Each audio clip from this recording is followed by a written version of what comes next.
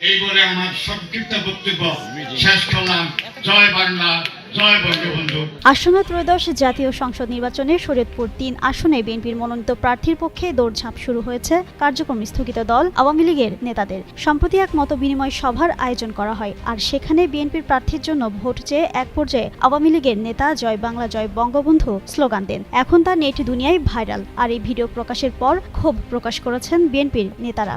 বিএনপির চেয়ারম্যান তারেক রহমানের সাবেক এপিএস মিয়া নুরুদ্দিন আহমেদ অপুর সমর্থনে দাঁড়ান আওয়ামী লীগের নেতারা। গেল বৃহস্পতিবার ভেদরগঞ্জ উপজেলা মহিষার ইউনিয়নের মতবিনিময় সভার আয়োজন করা হয়। এ সময় উন্নয়ন হতে হলে আগামী নির্বাচনে বিএনপির মনোনীত পদপ্রার্থীকে ভোট দিয়ে জয়যুক্ত করার প্রতি আহ্বান জানান ইউনিয়ন আওয়ামী লীগের সভাপতি রফিকুল ইসলাম চৌকিদার। কারণ তিনি জিয়া পরিবারের একজন ঘনিষ্ঠ ব্যক্তি। তিনি এমপি হলে ভেদরগঞ্জ উপজেলার উন্নয়ন হবে। এরপরই জয় বাংলা স্লোগান দেন তিনি। জয় বাংলা, জয় বঙ্গবন্ধু, সকলের জয় হোক।